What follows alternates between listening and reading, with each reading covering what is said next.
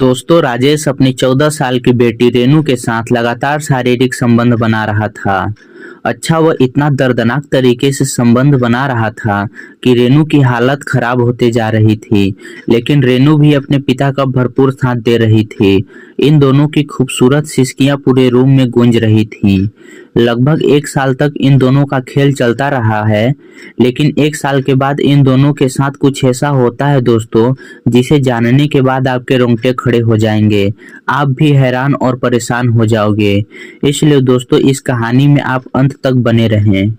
और मेरी आप लोगों से रिक्वेस्ट है कि अभी तक आपने मेरे चैनल को सब्सक्राइब नहीं किया है तो कर लीजिएगा और वीडियो को लाइक कर दीजिएगा।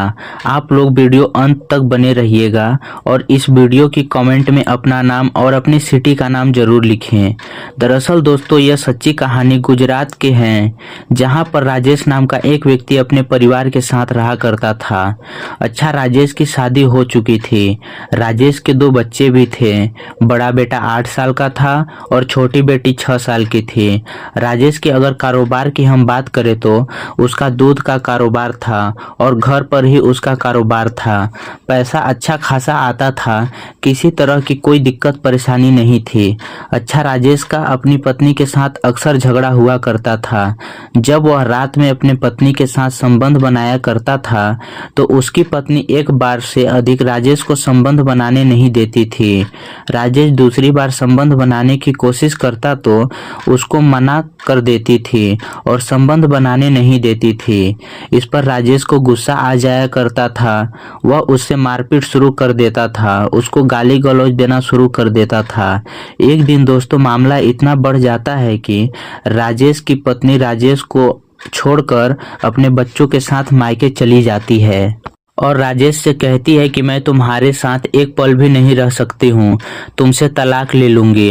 अब राजेश अकेला हो जाता है। घर उसको काट खाने कोड़ने लगता था। यह सोच रहा था कि आखिर क्या किया जाए। लगभग इस तरीके से 6 महीने का समय गुजर जाता है। 6 महीने के अंदर राजेश अपने पत्नी से 2 बार मिलने के लिए जाता है और उसको मनाने की कोशिश करता है और उसको वापस लाने की कोशिश करता है, लेकिन उसकी पत्नी उसकी एक न सुनती है और कहती है कि मैं तुम्हारे साथ एक पल नहीं रह सकती हूँ, तुम यहाँ से चले जाओ। जब राजेश अपने पत्नी की यह बात सुनता है तो वापस चला जाता है। अब यही सोचने लगता है कि आखिर अब क्या करेगा वह, क्योंकि वह तो अकेला हो चुका था। जो उसकी शारीरिक जरूरतें हैं अब कैसे उसकी पूरी होंगी। इसलिए उसने एक प्लान बनाया और अपने दोस्त से कहा कि वह दूसरी शादी करना चाहता है। उसके लिए कोई ऐसी महिला बताए जो उससे शादी कर सके। उसके दोस्त ने कहा कि आप मुझे 1 महीने का समय दे दीजिए, मैं 1 महीने के अंदर कोई महिला बताऊंगा जो आपसे शादी कर सके। 1 महीने के बाद उसके दोस्त ने एक ऐसी महिला बताई जो विधवा थी। उसके पति का एक्सीडेंट हो चुका था, वह दुनिया से जा चुका था। अच्छा, उस महिला की एक 12 साल की बेटी थी जो उसी के साथ रहती थी। जब उसके दोस्त ने यह कहा कि उसकी 12 साल की बेटी है और वह महिला विधवा है और शादी करना चाहती है, तो तुम्हारे लिए वह एक परफेक्ट रहेगी, आप इससे शादी कर लो।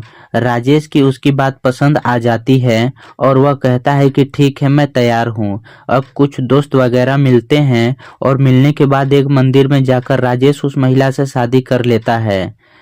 राजेश उस महिला को अपनी दुल्हन बनाकर घर ले आता है और इन दोनों का वैवाहिक जीवन बड़े अच्छे से गुजर रहा था।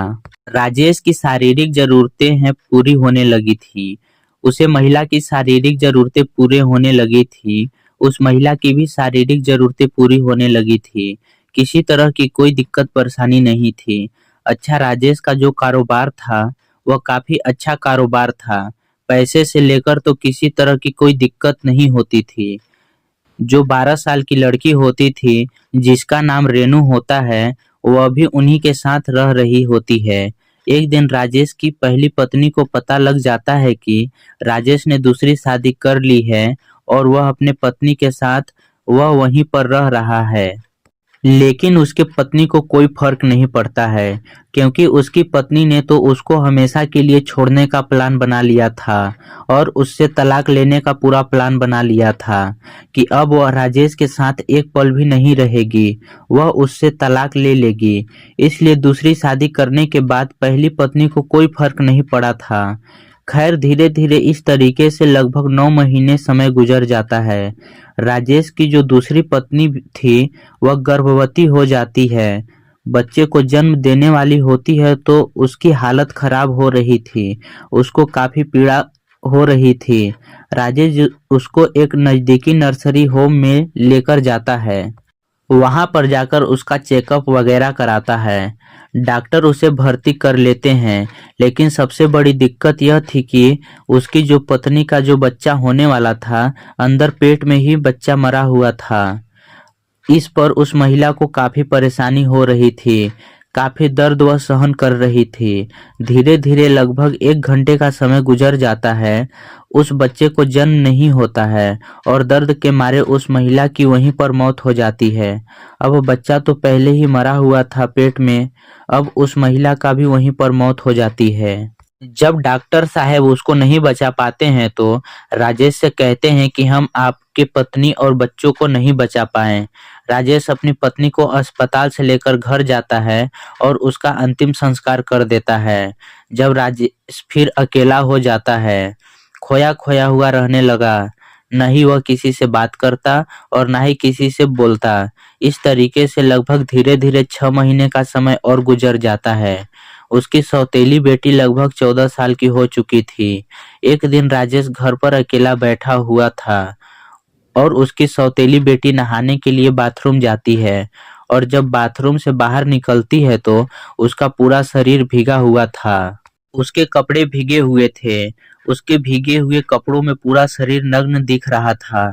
जब राजेश की नजर अपने सौतेली बेटी के ऊपर जाती है तो उसका दिमाग खराब हो जाता है। वह सोचने लगता है कि आखिर यह जो इसका शरीर है, इतना इतना गदराया हुआ शरीर है, आखिर यह शरीर हमें मिल जाए तो जिंदगी ही बदल जाएगी। क्योंकि वह सोच रहा था यह उसकी सगी बेटी तो है नहीं, उसकी दूसरी पत्नी की बेटी है, सौतेली बेटी है। अगर यह उसके साथ गलत काम करेगा तो भी कोई दिक्कत परेशानी नहीं है। अब वह यह सोच रहा था, तो उसने अपने दिमाग में एक खौफनाक प्लान बनाया। इसको ब्लू फिल्म दिखा के इसको सबसे पहले लत लगाई जाए, और जब उसको ब्लू फिल्म की लत लग जाएगी तब उसके साथ बड़ी आसानी से संबंध बना लेगा। अब एक दिन है जो वह अब बैठा हुआ था और वह अपने बेटी को बुलाता है और बैठाता है और मोबाइल में जो तरह तरह की वीडियो चलाने लगता है, ब्लू फिल्म चलाने लगता है।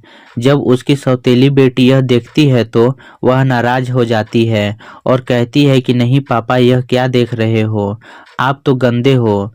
राजेश कहता है नहीं बेटी, यह सब अच्छा है और आगे चलकर आपको इसका बहुत अच्छा एहसास होगा, बहुत कुछ सीखने को मिलेगा। उसकी बेटी भी उसकी बात सुनकर यह सब वीडियो देखने लगती है। वीडियो देखते देखते वह उत्तेजित हो जाती है, राजेश भी उत्तेजित हो जाता है, लेकिन वह यह नहीं सोचता है कि अब वह भी उसके ऊपर हाथ डाले। वह सोचता है कि कुछ महीने और गुजर जाएं, उसके बाद वह उसके ऊपर हाथ डालेगा। अब उसकी सौतेली बेटी को यह सारी वीडियो अच्छी लगने लगती थी। वह कभी कभी अपने सौतेले बाप से फोन लेकर गंदी वीडियो ब्लू फिल्म देखा करती थी।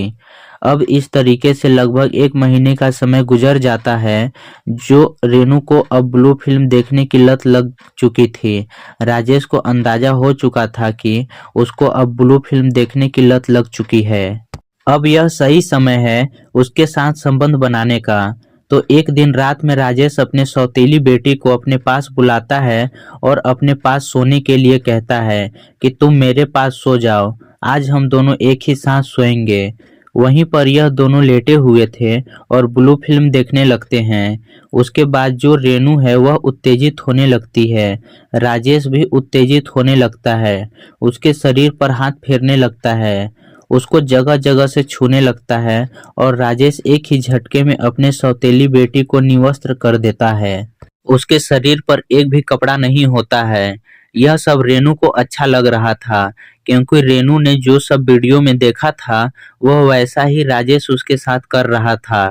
क्योंकि वीडियो में वह सब जान चुकी थी कि आखिर इसमें होता क्या है, कितना मजा आता है, कितना क्या होता है। यह सब रेनू वीडियो देखकर जान चुकी थी। उसको ब्लू फिल्म देखने की लत लग चुकी थी। अब राजेश भी अपने कपड़े उतार देता है और लगातार उसके साथ छेड़खानी करने लगता है। लगभग 15 मिनट के बाद वह अपने उसके साथ संबंध बनाने लगता है। अच्छा, रेनू को तो शुरू में अच्छा नहीं लगता, उसको दर्द होने लगता है। वह कहती है कि पापा मुझे छोड़ दीजिए, मुझे बहुत दर्द हो रहा है। लेकिन यह इंसान उसे कहाँ छोड़ने वाला था। यह लगातार उसके साथ शारीरिक संबंध बना रहा था। इतने दर्दनाक तरीके से संबंध बना रहा था कि रेनू की चीख निकलने लगती है, वह रोने लगती है। उसके बाद आधे घंटे तक यह संबंध बनाता है और जब यह थक जाता है तो उसे छोड़ देता है। उसके बाद वहीं पर वह दोनों सो जाते हैं। फिर अगले दिन होता है, राजेश अपने सौतेली बेटी को फिर से अपने पास बुलाता है, फिर से ब्लू फिल्म दिखाता है और उसे फिर से उसके साथ संबंध बनाने लगता है। अच्छा, आज जब राजेश उसके साथ संबंध बना रहा था तो रेनू को भी अच्छा लग रहा था, उसको भी एंजॉय आ रहा था। वह भी अपने पिता का भरपूर साथ दे रही थी। यह राजेश अपने सौतेली बेटी के साथ लगातार शारीरिक संबंध बना रहा था। इस तरीके से अब इनका जो खेल है वह रोज चलने लगा था। अब रेनू को भी यह अच्छा लगने लगा था। वह भी राजेश के साथ रोज संबंध बनाया करती थी। लगभग धीरे धीरे अब 8 महीने का समय गुजर जाता है। रेनू एक दिन आंगन में खेल रही होती है। अब पड़ोस की महिलाओं की नज़र रेनू पर पड़ती है। वह उसके पास आती हैं और उसका बड़ा हुआ पेट देखती हैं, तो उन महिलाओं को समझने में ज़्यादा वक्त नहीं लगा कि रेनू गर्भवती है। इसलिए वह रेनू को लेकर एक पास के नर्सरी होम में जाते हैं और वहां पर जब उसका चेकअप कराते हैं तो डॉक्टर यह पुष्टि करते हैं कि रेनू 8 महीने की गर्भवती है। जब आस पड़ोस वाले गांव के लोग यह सब सुनते हैं तो दंग रह जाते हैं, परेशान हो जाते हैं, उनके रोंगटे खड़े हो जाते हैं। अच्छा, उन्हें पड़ोस में एक व्यक्ति है जो पुलिस को खबर कर देता है, क्योंकि यह एक पोक्सो एक्ट का मामला था, नाबालिग लड़की का मामला था। जब पुलिस यह खबर सुनती है तो पुलिस तुरंत वहां पहुंच जाती है और लड़की को अपने कब्जे में ले लेती हैं। लड़की से पूछताछ करने लगती है कि आखिर बेटा तुम्हारे साथ यह सब किसने किया है, क्या तुमने अपने मर्जी से यह सब करवाया है। क्योंकि लड़की अभी ना समझती और गर्भवती हो चुकी थी, इसलिए लड़की जो है बताने में थोड़ा हिचकिचा रही थी। जब उससे थोड़ी सख्ती से पेश आती है पुलिस, तो वह टूट जाती है और पूरी कहानी बताती है कि उसे जो उसके सौतेले पिता राजेश हैं वह उसके साथ रोज रात में यह हरकत करते हैं और उसको ब्लू फिल्म दिखाया करते हैं।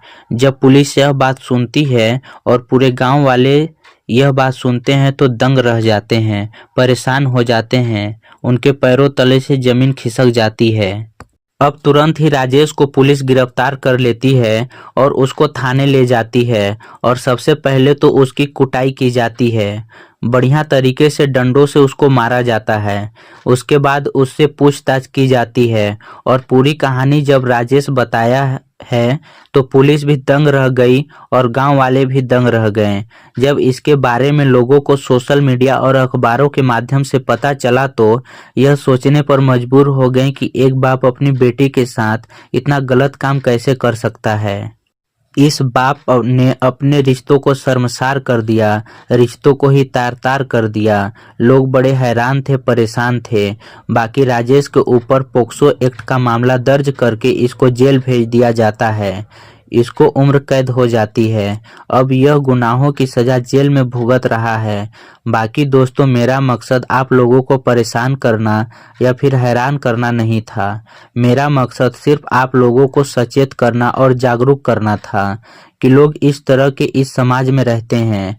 बाकी राजेश ने जो अपने सौतेली बेटी के साथ किया, यह लोगों को शर्मसार करने वाला था। लोगों को हैरान करने वाला था। एक समाज में गलत मैसेज देने वाला व्यक्ति था। बाकी दोस्तों, इस कहानी से आपको क्या सीख मिलती है, आप हमें कमेंट सेक्शन में ज़रूर बताइएगा। मिलते हैं एक नई वीडियो में। आप अपना और अपने परिवार का ख्याल रखिए। धन्यवाद।